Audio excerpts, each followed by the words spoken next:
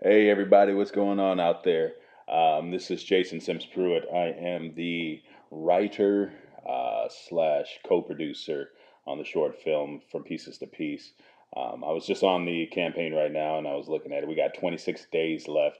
I saw that we only had $185 in, so I was like, oh my God. So let me jump on here and give you guys a little bit more information about the film without all the lights and cameras and all that stuff. Just me and you just talking for a little bit.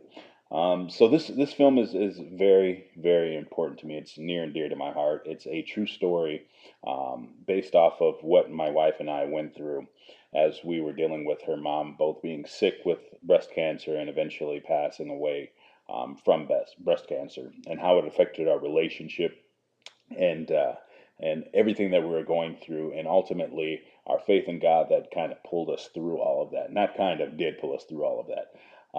It's a very powerful story. It's going to be running about 25 to 30 minutes in length. So for those out there who are into films and filmmaking and things like that, you know that that can become very pricey.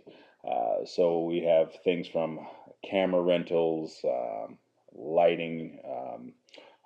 We have get the gaffers. We have to get the grips. A bunch of stuff that goes into it. Food. Got to feed people. You can't have them coming up on set hungry, especially when you're dealing with a dramatic piece like that. Some so serious. You got to have some food there. Some coffee too.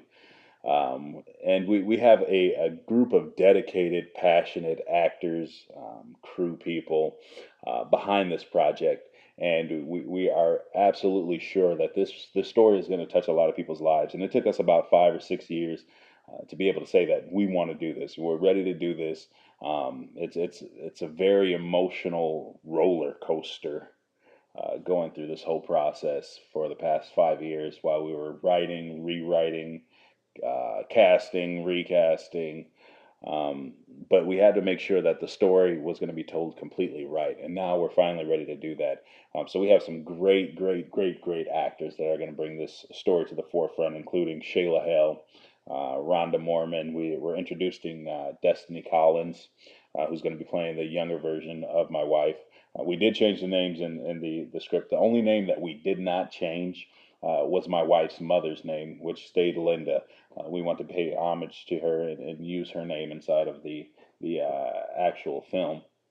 And with cancer, you know, it's really hit our family a lot lately. Even 10 years ago is when my wife's mother had passed away from breast cancer. It was actually the day that we got to California with a couple $100 in our pocket, and just recently, in the past about 6 months ago, maybe a little over 6 months ago, she also lost her father to cancer almost 10 years later. And the biggest thing that kind of stuck out in my mind as we were going through this whole process was I remember the day that we found out that her mother had passed away with cancer. Like I said, the day that we got to California, both my wife and I, then she was my girlfriend. It was the day that we got to California from Atlanta. We drove from Atlanta to California, got to California on August 1st, 2003. And to get to California, we had to stop through Jackson, Mississippi, where her mom was. And it was the first time that we saw how sick she had gotten. I had met her before then, and even though she was sick at that time, she was really sick when we were passing through. And we were supposed to get to California on August 1st during the day to sign our rental agreement. We had never seen the apartment. We just blindly came out here. It was like we got this big dream in our head to be part of the entertainment industry, which, you know, I've been so blessed and fortunate to be able to be part of as an actor. So now I'm stepping back behind the camera. But coming here, both of us had that dream inside of our hearts.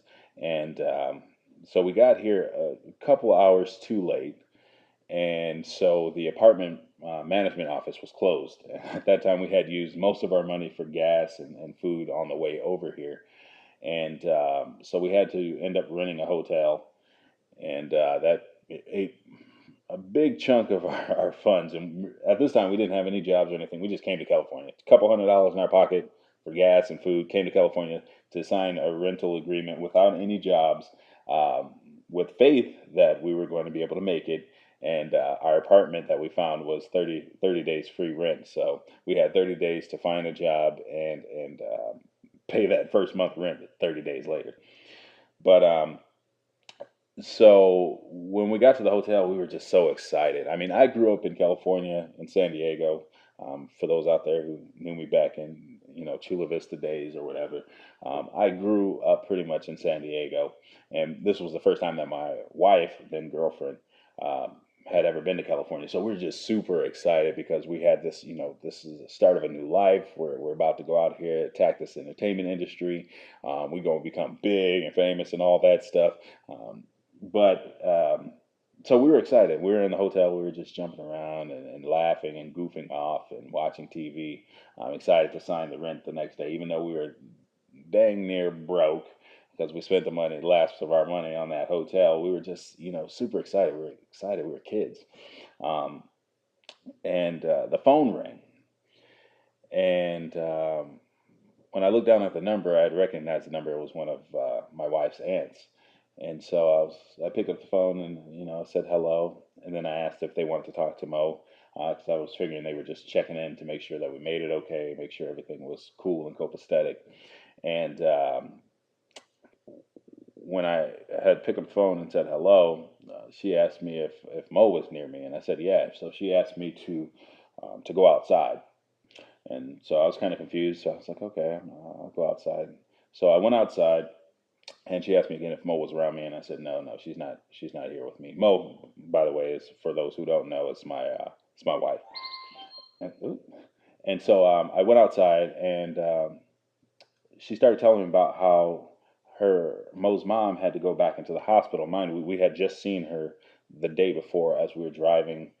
We stayed overnight in Jackson, Mississippi, with her before heading out to California, and which you'll see this in the film. And she was telling me about how she had to go back into the hospital. And I was just thinking, like, oh no. I was like, let me get inside here. Let me, get her up to date on what's going on. She was like, no, no, no, I'm not done yet. Um, and then the next words that came out of her, I still hear the words. That's how much it affected me. She said that she didn't make it. And so I just remembered, like, feeling like the blood was just rushing from my head. I was just numb. And so she wanted me to go inside, since I was the one there with Mo, to go inside there and tell her what had happened. And so when I walked inside, I knew instantly that she could tell on my face that something wasn't right. And I remember that was the hardest thing I've ever had to do in my life, was to tell her that her mom had passed away. And just the look on her face is something I thought and hoped that I would never have to see again. And it kind of came back 6 months ago. I was working on a TV show, and her dad was back in the hospital. Things were getting pretty bad. But she said, no, Jason, go out there, film. I'll see you when you get home. I got home and I saw that same exact face again. So I knew at that point that we were going to be dealing with the same thing again, with this horrible, horrible disease, cancer. So then we knew shortly after that we have to tell this story. We have to get it out there, a true story, true factual based story on exactly how this disease affects families, how it affects life, what it does. We got to pull it out to the forefront. And, this is our opportunity for those who aren't able to tell their story, that have similar stories like this, to be able to bring it out to the forefront. Let's find a cure for this thing. We've been going on for years upon years upon years, and there's been more and more and more and more deaths. And you're seeing it in kids, you're seeing it in the elderly, you're seeing it in adults. It doesn't discriminate on color, race, creed, age. And we have to do something about it. Let's start getting these stories out. And I encourage you, if you have any kind of, if you've been through cancer and you've overcome it, or if you've lost someone to cancer, if you're going through it right now, I encourage you, be part of this movement. Tell your story. Get your story out there, whether it's written, whether it's through film, whether it's through song. We have to start getting our stories out there so then we can force these big pharma companies to actually do something about it. Not talk about it, do something about it. So that's why this story is super important to me. Out of all of the projects I've been blessed enough to do in my lifetime through TV and film and theater, this is the one that's the closest home to me. It means the most to me, even though I love everything I do. It's my personal story. It's my wife's personal story. It's our love song to each other. It's our love song to her parents. And we really, really, really, really hope you spread the message. Support us. Go to igg.me and then / from pieces, PIECES, to peace, PEACE. The whole thing again, http://www.igg.me /at/FROM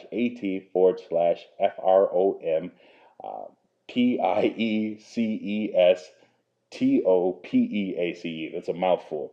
But we have links all over the place. We'll probably put a link with this video too. But I just wanted a webcam video, just me and you talking to each other, so I can give you more information about the project, and hope that you guys will partner with us to tell this story.